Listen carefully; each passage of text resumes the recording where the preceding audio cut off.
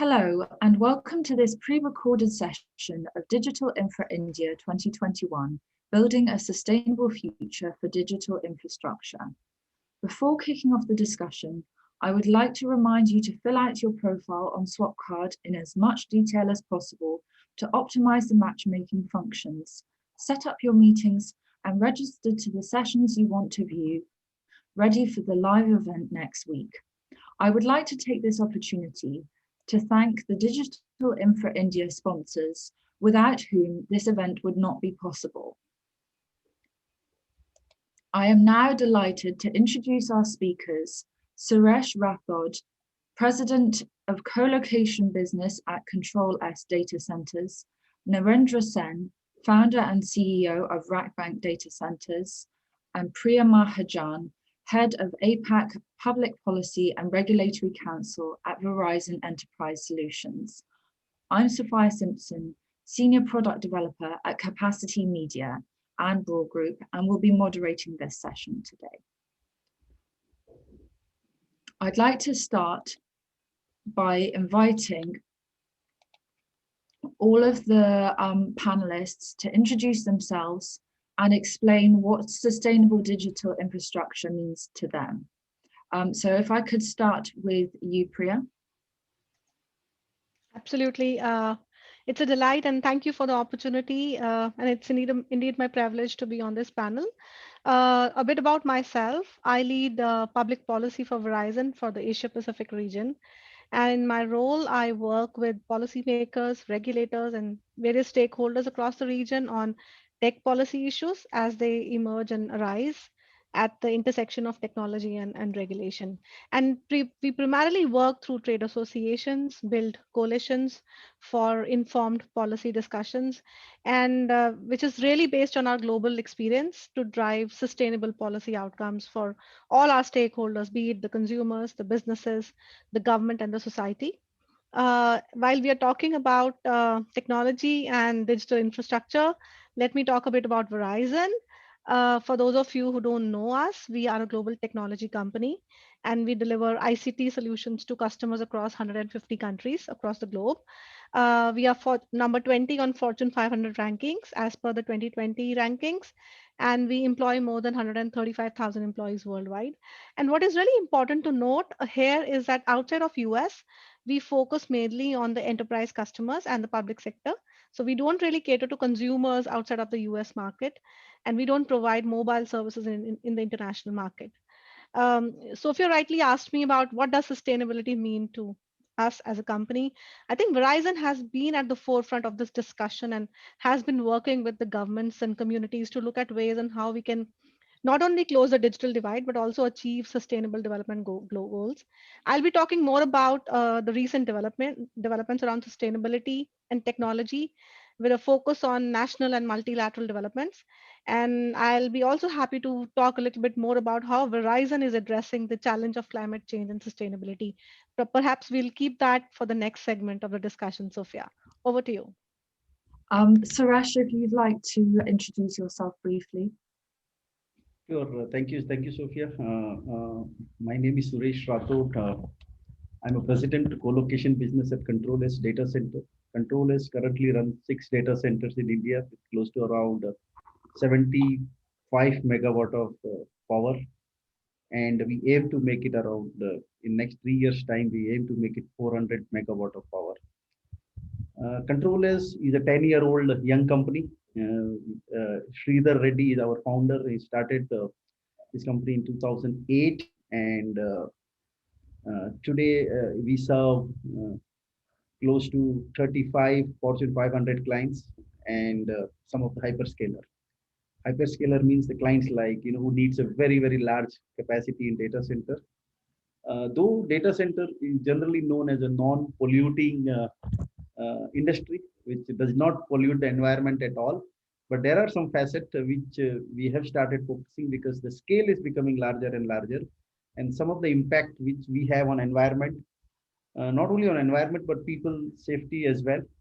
I would talk more about that as well during our conversation in this panel today. Happy to have this panel with elite group of co-participants like Narendra Sen, entrepreneur, uh, and Priya and Kushbu. Obviously, will bring a lot of legal aspect to environmental. I hope that we, as a company, never have to involve legal professional for our environmental assessment as such, and we take care of the environment ourselves.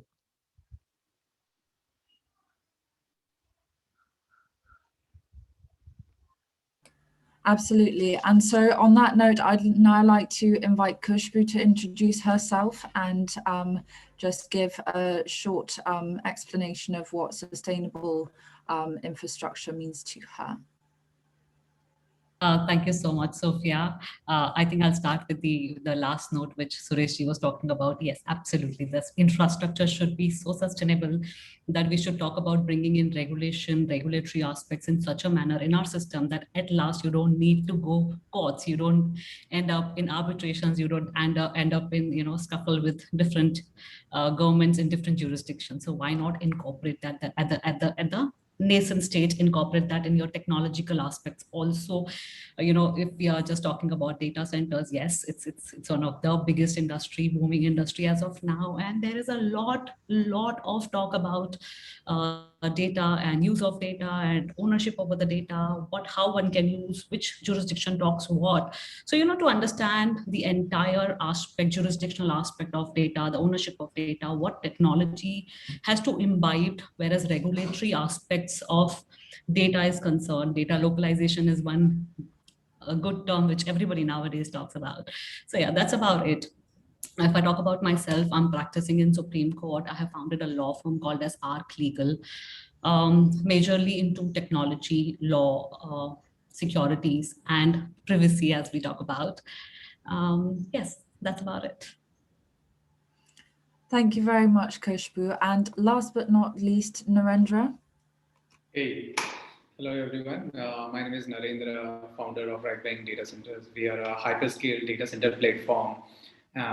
We are building all large campuses, starting in Chennai, Mumbai, Pune, Hyderabad, Noida. These are the major tier 1 locations, and we have planned for rollout tier 2 location as well. Some edge strategy around that. Our aim to build larger capacity across India. The numbers are very high, more than a gigawatt in another 5 to 7 years. And yes, we have got a great team which is coming from demand side and supply side. So versed understanding how what customer want, where they want, and what configuration they want.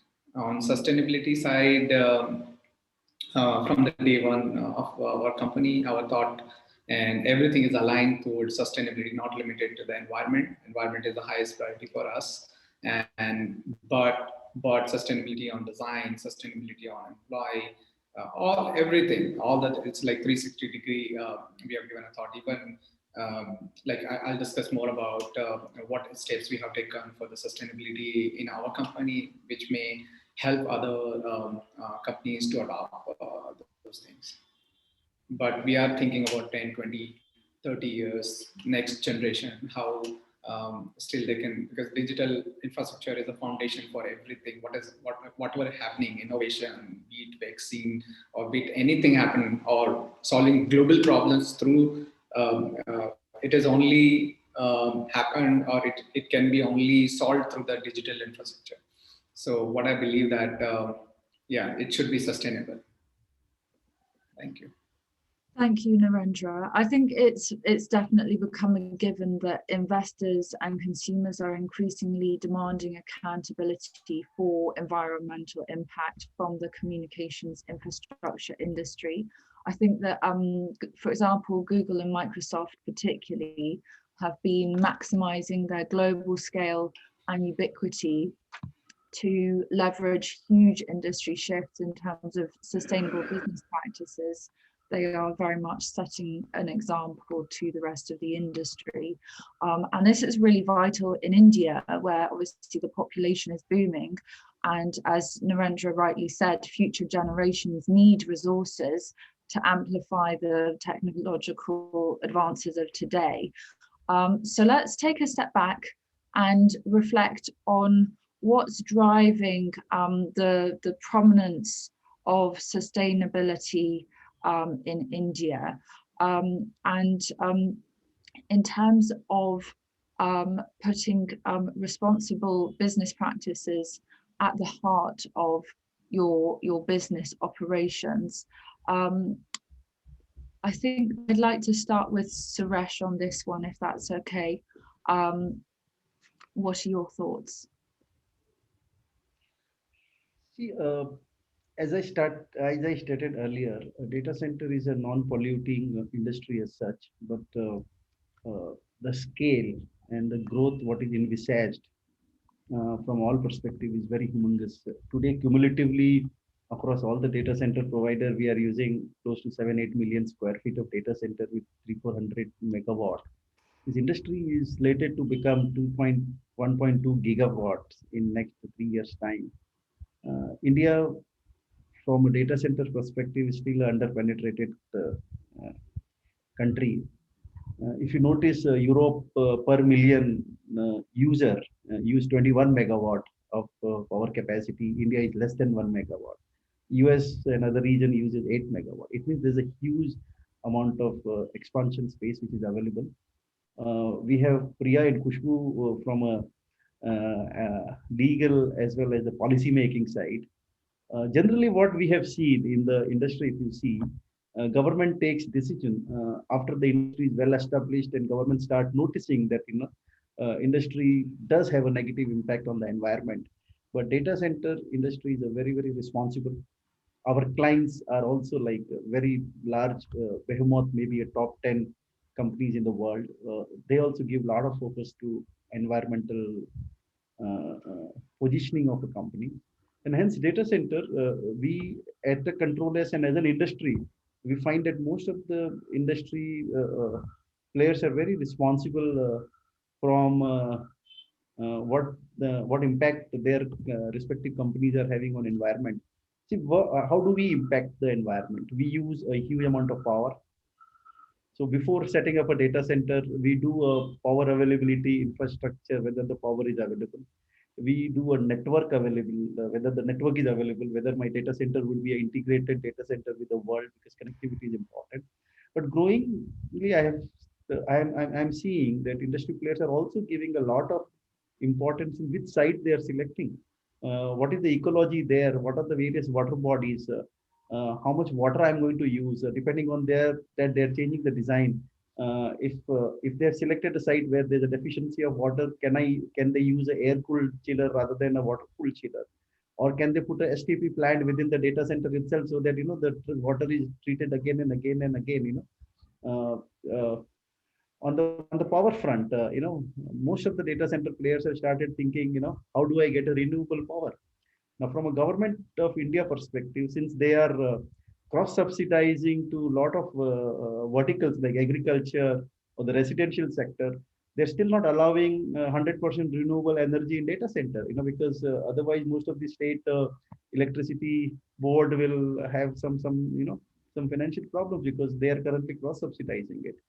So from a industry perspective, on many forums, I have been an advocate that government of India should start giving us 100% renewable energy resources. They should allow, we as an industry, we have a wherewithal, we have a willingness, we have a capital. Our clients wants it, we want it, so that we don't take power from a thermal plant or a hydroelectric plant or a nuclear plant, which in turn pollute some of the other factors. So from an industry perspective, we are very keen to have a lesser and lesser impact on entire environment where we operate. And that's what we want the regulator and government to be conscious of and help the industry to achieve our end goal, which is 100% renewable with zero impact on environmental where we operate. Yes, absolutely. I agree with you. And I think there's a real opportunity here. Obviously, infrastructure build is booming. And I think that there's a real opportunity to kind of leapfrog compared to some markets like the US, for example, in terms of constructing inherently green data centers connectivity networks and so on from the outset. So I would like to direct this question perhaps to Priya about how policymakers can engage with the communications industry to ensure cleaner infrastructure is built straight away. And perhaps you can talk about your regional experiences with that. Absolutely. Thanks for the question, Sophia. No, I think as Suresh mentioned, ICT has become a critical enabler. Connectivity is a critical enabler, and especially in the face of pandemic, what we've really seen that connectivity was actually really the indispensable point in all our lives. Be it work from home, remote learning, and other public health services. And from a policy angle, what we have been advocating through various trade associations and channels is light touch approach to all the emerging technologies. When we talk about 5G, again, in terms of energy efficiency, there have been reports that 5G brings in more energy efficiency. So our recommendations to policymakers have always been to make sure that the policy environment remains an enabler for the new and emerging technologies, which again drive sustainable policy and business outcomes for all the stakeholders, be it the society or the customers or the businesses and the shareholders as well. Thank you.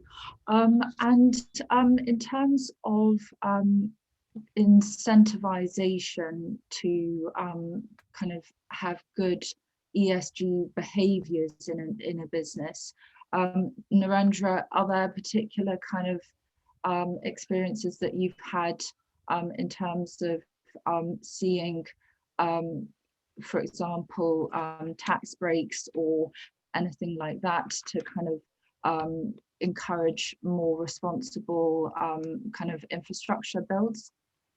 Yeah, of course, absolutely. Because after Paris Agreement, our Prime Minister pushed a sustainable platform like solar, wind, hydro, and due to that policy change and incentivizing the industry, the India currently is 60 gigawatt on clean energy, including hydro and everything, and our goal is 180 gigawatt. So that is like a 200-300% growth year on year. And the best part is solar is commoditized in India. Now investor is ready to put money.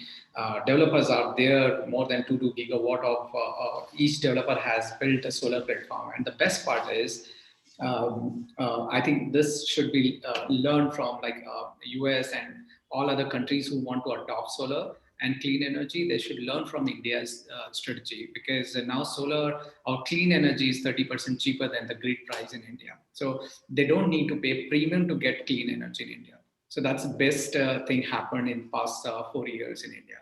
So I think policy change and incentivizing the industry is like really drive the force toward achieving the sustainability. Yeah. Well, that's good news. I think that it's also important to recognize that sustainability is not just about the environment. It's also about ensuring that you have enough resources to have a viable business in 10, 20 years' time. And that includes pipeline of customers, and it also includes skills. So are there any government programs in place to support the development of digital skills? Khushbu, I don't know if you want to take that one. No, absolutely. So a very good question, Sophia. I mean, we need to understand that, yes, India is pretty much pro when it comes, when we talk about coming into digital economy. And if I just talk about the basis, the kind of mission which India is going on, that's national digital communications policies coming up. And the main aim about that is to promote, is to connect India, that is creating digital robust communication infrastructure.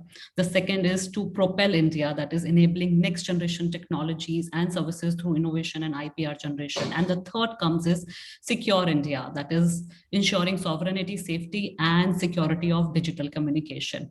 Now, when I talk about all these things, yes, we do have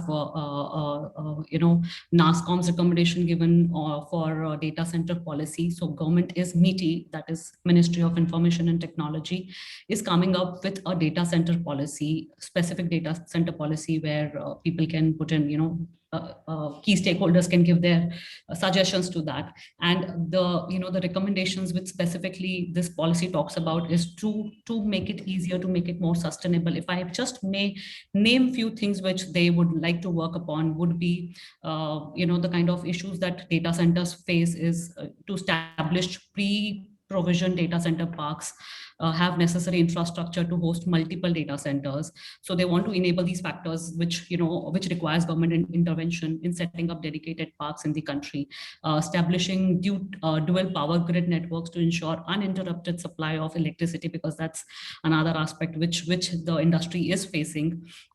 So they need to have an uninterrupted supply of power. Then the third one, which I talk about, would be allow data centers to consume renewable energy procured directly from power produced through open sources, open access system, do not have any restrictions in these areas.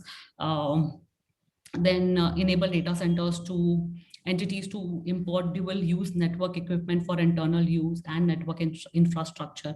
If you see today, as on date, the data centers in India are prohibited from importing any dual use equipments, even if they do not intend to use such equipment for telecom services. So there are restrictions whereas telecom is concerned, but then that percolates to every sector of it.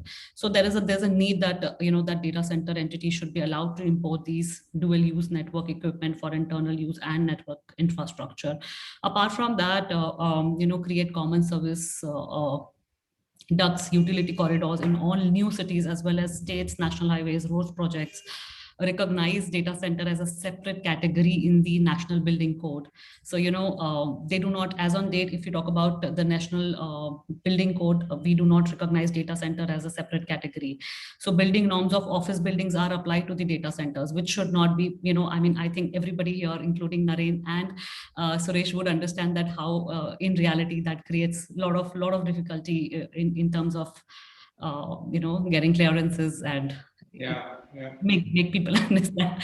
And then obviously at the same time, I think essential services, yes, in the pandemic that was a little issue, that or there should be a proper structure which actually came in due to pandemic, that notify these data centers as under essential services, under the Essential Services Maintenance Act of 1968 of India.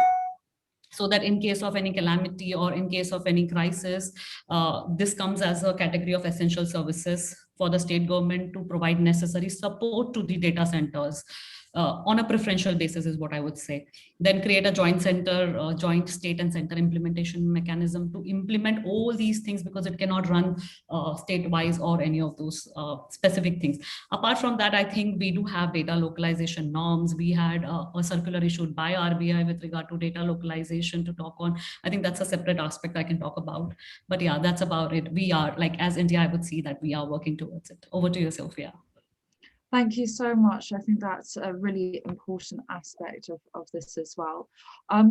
Priya, I wanted to ask you, what's Verizon's kind of view on ensuring that you have a sustainable kind of skill set developing in your organization, and other kind of initiatives that you have in place to kind of drive this in your organization?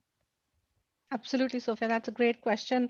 So I think recognizing the growing focus and importance on sustainability issue, what we at Verizon have done is that we have an in-house sustainability team, which is led by our Chief Sustainability Officer. And this team really drives our overall efforts to reduce our impact on the environment, which would include managing our Verizon Green Team. As the name suggests, the Green Team is really a group of nearly 21,000 employees and volunteers we have worldwide. And these volunteers really support our environmental initiatives at events and through our green programs. And basically the foundation of our sustainability initiative is based on governance, which really means that we want to make strategic decisions that are built on that really build a sustainable company, promote market confidence, and meets the expectation of our stakeholders. And then environmental, which is making our networks and our communities that we serve become more climate resilient. And thirdly, there's a social aspect to it, which is really strengthening our company with a diverse and inclusive workforce, enhancing the security and safety and accessibility of our products and services that we offer today, and really uplifting the communities that we serve globally. And to really fund some of these initiatives, we launched a 1 billion green bond program. This was first to be issued by a US telecom company. And for the first time, we also reported our environmental, social, and governance performance with reference to sustainability accounting standards, which are really global standards. So across the globe, and all across Verizon, we are really driving sustainability initiatives.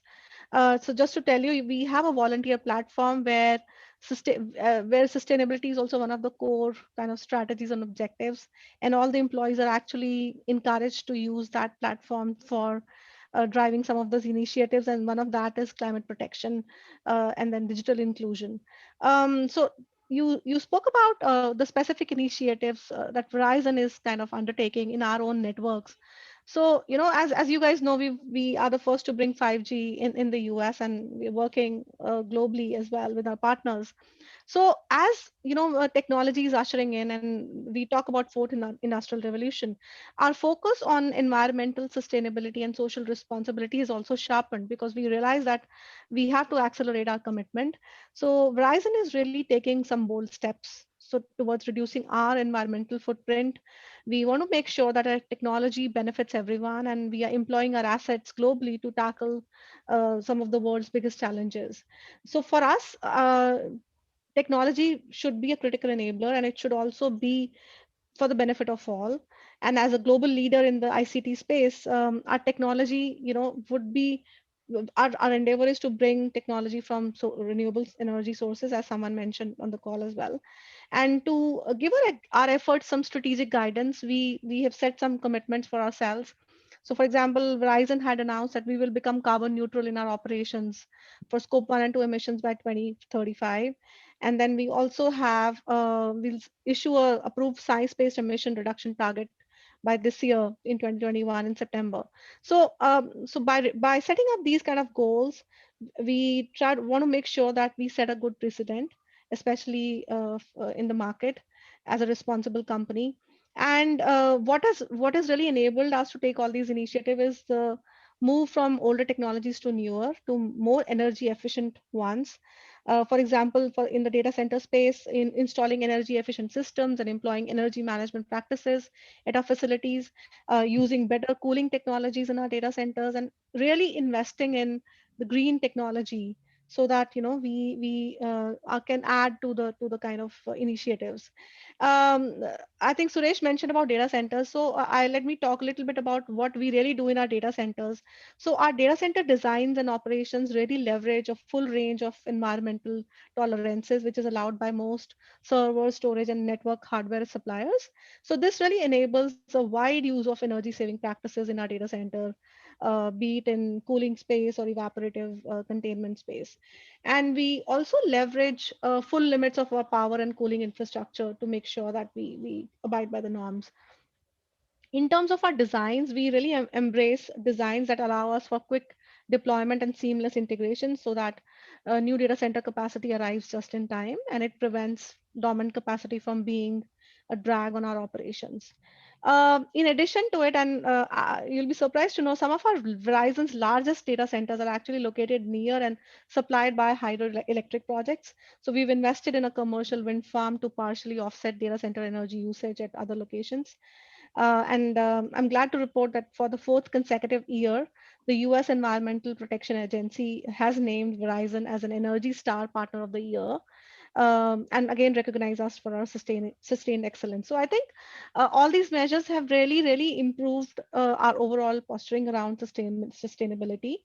I'll be happy to talk a little bit more about some of the other initiatives more from a solutions perspective, because we sell technology solutions to our customers as well.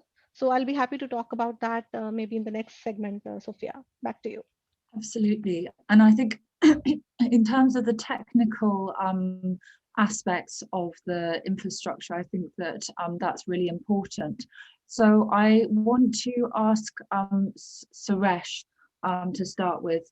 Obviously, India has a very extreme climate. You have really hot times, and then you have torrential monsoon seasons as well. So is there a way that you can harness the weather somehow to operate more resourcefully? I'm thinking solar panels, conserving rainwater or recycling it for other purposes. Are there projects that you're working on within Control S that kind of focus on that? Yeah, Sophia, absolutely a good question. If you notice, Sophia, currently the data center in India are coming in the metro cities, Mumbai, Chennai, Bangalore, and Hyderabad. And most of these metro cities, the temperature are extreme, except Mumbai. If you see Delhi, the temperature in winter will be much lower, and in summer it will really be a very high. So designing an entire cooling system in such a variable environment is not an easy task. At the same time, most of these larger Indian cities are AQI level from a pollution perspective are also very high. Now, we did try to see and explore the environmental cooling, whether we could, in at least in the winter season, especially in Delhi, can we take environmental cooling and, save on energy. But that also becoming more or less very tough task due to pollution, high level of pollution in major cities. So, though Control S is trying their best to design the most efficient cooling system, because cooling is the place where most of the energy which is unwanted. If ideally, if I could design a data center with a power utilization efficiency, which more popularly in data center parlance we call it PUE, at 1, it will be the ideal situation. But that's not the case. But still, we as a company, very early in our early days, we decided that if we have to learn the habit, we have to learn it now, because any habit which we get inculcated in a childhood, it becomes, easily adaptable, and you don't have to put a conscious effort or a legal force to adopt it. You just become a habit, So very early in our initial years, we've adopted the lowest possible energy efficiency, which is PUE. So far, the PUE what we've designed for our data center is still the lowest, which is 1.32 for our Delhi and 1.35 for our Mumbai and 1.38 for our Hyderabad, which is still the lowest in industry benchmark. If you see CII, which is which is the Confederation of Indian Industry, which is the industry body representing to industry concerns to government, CII also does this competition of most energy efficient data center. Control S out of last 10 years is the winner in 8 years for the most efficient energy data center and most efficient in management of energy. Recently, there's a industry body called Golden Peacock. It's a global body in energy innovation. So one of our center in Hyderabad, they have awarded us as the Golden Peacock, most energy efficient data center in entire of APAC. This award was conferred to us by His Highness Vice President of India, Mr. Venkaiah Naidu. Some of our customers, they don't become our customers, like how Priya said that, Verizon gives more importance to green, and, they run the most energy efficient and just-in-time data center, don't waste power in data center. So some of our clients are like Verizon, the bigger giants, they will not come to us if we are not efficient or we are not responsible in any of these factors. So there's definitely a inner culture as well as customer pressure. Both of these together is driving us to become more and more energy efficient in all aspects. I think that's really important that you have the leadership team driving the sustainability agenda as part of the culture, because at the end of the day, that inspires the rest of the company to then follow suit. I think that you mentioned about the management of PUE, and Narendra, I'd like to ask you, what role does automation play in making infrastructure more sustainable? And do you think that there's an opportunity for artificial intelligence, for example, to be used in managing data center energy usage? Yeah, absolutely. I think even this COVID time, everybody understood and learned that how to work remotely and put their stuff and dependent more on technology. So in our design, as I mentioned earlier, that we are deploying more than 10,000 IoT devices to operate our DCs, and we are considering that there will be no human. In that scenario, can data center can be operated remotely or so? That kind of aspect we have engaged and involved in our design, and if we talk about, say, AI machine learning, if you want to host even AI machine learning, we are using as a customer AI machine learning in building a data center, but our customer also want to run AI and machine learning process in our data center. So that load density, earlier it used to be 8 kilowatt, 10 kilowatt, 16 kilowatt, 20 kilowatts, but now AI machine learning and supercomputer need 50 kilowatts and 100 kilowatts. So like 55 is benchmark at this point of time. How we can enable that high density racks in data center? It cannot be possible with normal cooling. It has to be done by liquid cooling or some other cooling methods, and we have adopted and incorporated in our design to serve our customers 55 kilowatt of density. I think that's that kind of a new innovations. We, as a RegBank, it is our core that adopt whatever new technology which will help our customers to achieve their goals. We are adopting and implementing it. We are not considering that it will generate ROI initially or not. But the thing is that the facility should be operated remotely.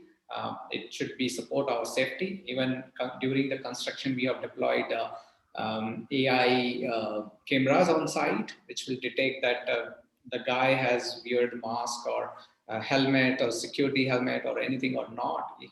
And it is given to our EPC contractor, and we got all the red alert on the screen on our command center in Indore. So, you know, these kind of latest technology we are adopting from day one, and that is really helping us. Like nobody can, you know, cheat, nobody can do false reports with our management or anywhere. So there's and it is saving life because if you put these kind of thing on ground, and you can't make a technology fool, like. So, and this is also helping safety of our workers at site, safety of our people. So we are deploying AI machine learning in our data center.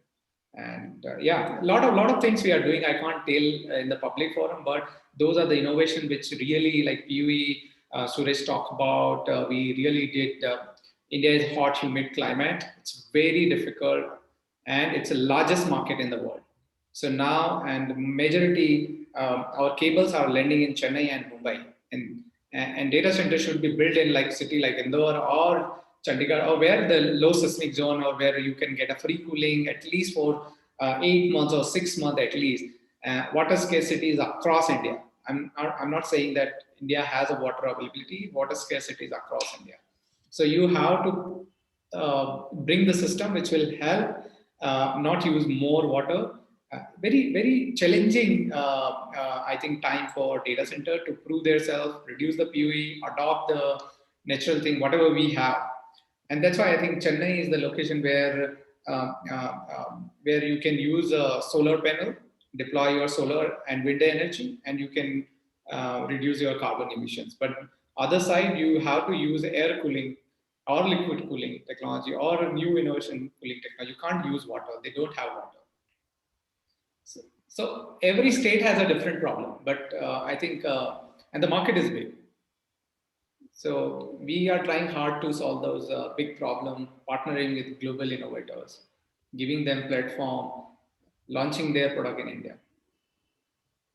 I think partnerships are key in this, and I think that partnering and working closely with customers is really important in order to provide those solutions that fit their needs.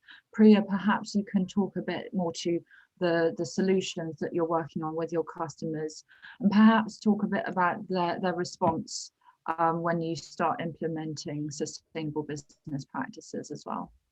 Absolutely, Sophia. So I think sustainability, a company's focus on sustainability is really a key differentiator. And as being a technology company, our advanced technology solution would enable millions of our customers and businesses globally to reduce their carbon footprint and help them become more sustainable. So, for example, we have connected solution which will really help our customers save energy and reduce their emissions.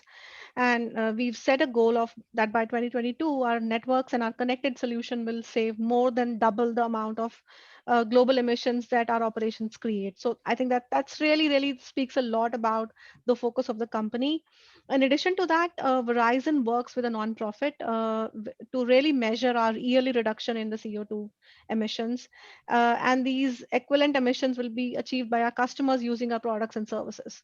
So basically, for us, the goal is that our networks and our solutions are able to help not only our customers, but also bring in more sustainable outcomes and sustainable operations by 2022. And we continue to find really innovative ideas to reduce our footprint and drive greater energy efficiency across our operations. As I mentioned, even though we are growing our networks and we are bringing 5G to our customers, we are also working continuously to make sure that we reduce our footprint by, for example, moving from older technologies to newer, which are more energy efficient ones. And this include migrating copper-based services to fiber technologies, as well as migrating to our newer intelligent edge network platforms. Another interesting initiative, which I really personally think is a great initiative, is installing energy efficient systems and employing energy management best practices at our facility, ranging from as small as an LED lighting to a high efficiency power supply. So I think that really goes a long way. And then we also invest in green energy, both on our site at our facilities and then also through virtual power purchase agreement in support of our greener nationwide grid. And I think these interventions overall reduce our site energy usage and maintenance cost, and as well as extend the life expectancy of our network equipments. And in recognition of our efforts, we've won many accolades. I mentioned one earlier, but I think recently we were ranked at #1 in the recently published Barron's 100 Most Sustainable Company, which is really a true recognition as a mark of our efforts in this space. So I would say that Verizon is doing a lot to make sure that our solutions at the technology that we bring to our customer drives more sustainable outcomes. Thank you very much, Priya. I think that the other thing that I think is really important is kind of from moving back to a more kind of regulatory perspective. Data privacy and cyber security contribute to a more sustainable approach for technology, particularly amongst consumers. Khushbu, I don't know if you'd like to kind of comment on the kind of data privacy side of making sure that there's a sustainable approach in terms of the consumers who are kind of coming to digital using digital services kind of and learning how to use digital services kind of more. Over to you. Absolutely. Thank you, Sophia. So if I'll start with, that there is a pending data protection bill which is here, which is notified. If it is notified, it will overhaul the existing privacy and data protection framework which exists in India. This is in a way more or large on the lines of GDPR, if to have in relation with, which will enhance stringency of obligations and corresponding penalties governing data protection from customers' perspective, if I may talk about. Now, if this bill, what exactly are the standards? It has a high standards. It sets a very high standards for processing of personal data within India and abroad. It will replace your current IT Act and the privacy regulation which you have as on date. But if we look in past few incidents, data sovereignty lately has become one of the primary area of concern for the Indian government. I'm just restricting myself to the India specific, but yeah, it has been not just India, but everywhere else. But few recent incidents have made us realize that data sovereignty is a primary concern for Indian government, as a national security could be compromised to the threats of digital space. In pursuance of safeguarding this data sovereignty, Indian legislatures have proposed a norms on data localization in the bill. Also, if we look in, I was talking about that RBI has already issued a circular which mandated all the payment service providers to store payment related data systems in India. Now, this may include end-to-end transaction details. This may include information collected, carried, processed as a part of message payment instructions, etc. Now, if I go a little more, to talk about this bill, the data localization bill does permits cross-border transfer of technology-related aspect, but what kind of implications it will have on personal and community implications, that one has to still look into, as it's still a bill stage. Now, to go on ahead with it, I would say that it's not just the local norms, but the kind of inconsistency during across the jurisdiction which we are seeing today is growing a lot of complexity of laws and regulations governing cross-border data transfers, and there is a need for a compliance. What kind of compliance there is a need of? Also, there has to be a way to harmonize or to fast track this cross-border data transfer regulations. There is a need to strike a balance across the borders in these things. If Sophia, you may want me to go on ahead with what exactly are the suggestions one can think of, whereas all the economies are concerned, including India, to formulate something on a standard level. I can go on with that. I think that we are actually getting quite pushed for time. It's so easy to talk about these things for so long. I would like to invite Priya to give her kind of final thoughts. And if anyone has any further questions for Khushbu about the data privacy side of things, then she'll be available on the event platform for you to message. Well, thanks. It's really a great discussion. Thank you for all the panelists. I think we had a very diverse panel, and so that's the richness of the whole discussion. Let me close by saying that the discussion on building a sustainable future for digital infrastructure could not be more timely, especially as we are in the midst of a pandemic of a scale we never imagined before, and ICT and digital infrastructure has become really critical enabler in this whole pandemic. And at the same time, the world is grappling with some of the other issues, and climate change is a key concern for us for the next few years. So I think all of us have to do our bit, and recognizing the growing importance of the climate change issues globally. What we are seeing, even President Biden recently signed executive orders on climate change to rejoin the Paris agreements, which is really a good step. We're seeing other tech companies also issuing some pacts or a set of self-regulatory measures developed by themselves to make sure that their data centers are climate neutral. So all these steps are really step in the right direction. We all understand that seizing the opportunities of digital technology is important. It is also equally important that we protect our future generation from growing dangers, and really making sure that we grow in a sustainable manner. So those would be my closing remarks. And back to you, Sophia. Thank you for this. Thank you very much, Priya. And then I'd like to ask Suresh, kind of as his kind of closing comment, how are you building awareness of sustainability issues amongst your customers, and how do you position that as a differentiator in your services? No, absolutely. So if you see from a sustainability perspective, we have two major phases. One is during the construction phase when you are building a large data center, and secondly is during the operation phase. Now, I'm a strong advocate, and we as a company has imbibed. There's anything which cannot be measured cannot be improved. So if you have to improve certain things, you have to continuously able to measure what you are doing. So we are continuously monitoring as to what are the impact which we are having on water, which we are having on power, which we are having on people, uh, we are having on culture, what are the expectations of our clients, what are the various government norms which are available, and how we can surpass the best of the stringent government norms beyond it.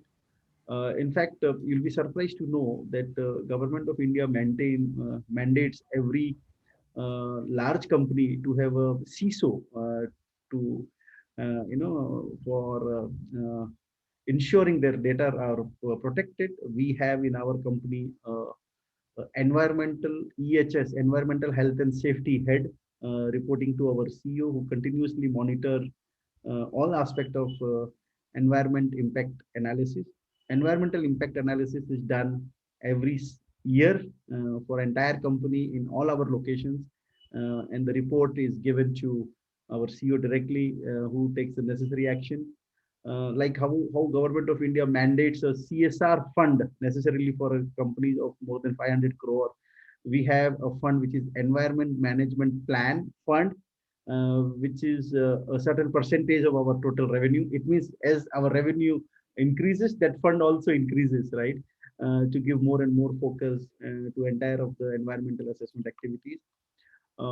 And I would rather encourage Khushbu is here, Priya is also here to advocate not exactly laws, but some kind of awareness campaign in the data center industry, that some of these uh, are must, because for any industry to grow beyond a certain limit, it can't be impacting the environment at all in a negative manner, because if it happens, then what happens is there are protests from general and common people and activists and all kind of things which may hamper the growth of the industry.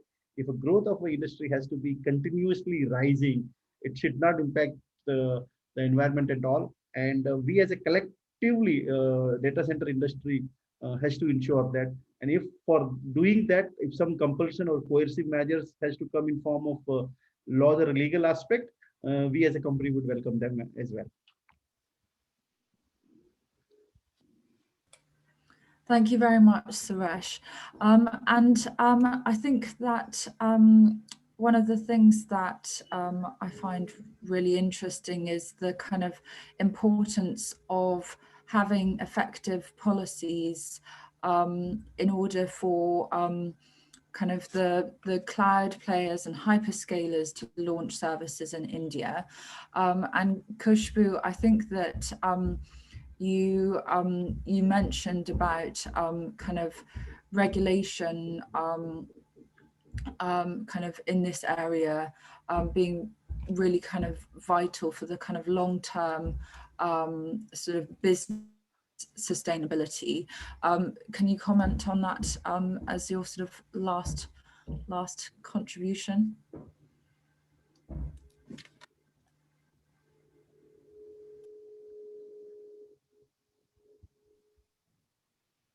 Khushbu? Yes. So absolutely, when we talk about sustainability, it cannot work without having a sustainable infrastructure in terms of regulation. There can be whether for foreign entities to come in India or not to come in India, whereas investing in data centers is concerned.